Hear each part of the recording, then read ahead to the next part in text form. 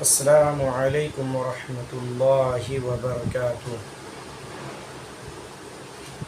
سورہ بقرہ کی تلاوت کے اثرات۔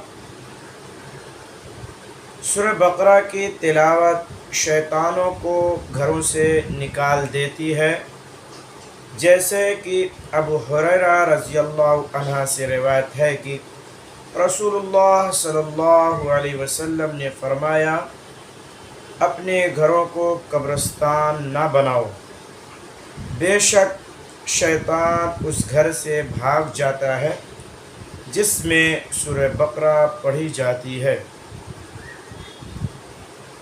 سیدنا ابو امامہ باہلی رضی اللہ عنہ سے روایت ہے کہ میں نے رسول اللہ صلی اللہ علیہ وسلم سے سنا، آپ صلی اللہ علیہ وسلم فرماتے ہیں، قرآن پاک پڑھا کرو، کیونکہ یہ روز قیامت اپنے پڑھنے والوں کی سفارش کرے گا، اور خصوصاً دو چمکدار صورتیں بقرہ اور آل عمران پڑھا کرو، یہ روز قیامت پڑھنے والوں پر ابر رحمت بن کر چھا جائے گی، یا پھر پھیلائے ہوئے پرندوں کی مانند پڑھنے والوں پر منڈلانے لگے گی، اور پڑھنے والوں کی جانب سے رہائی کے لیے دربار الہی میں بحث کرے گی۔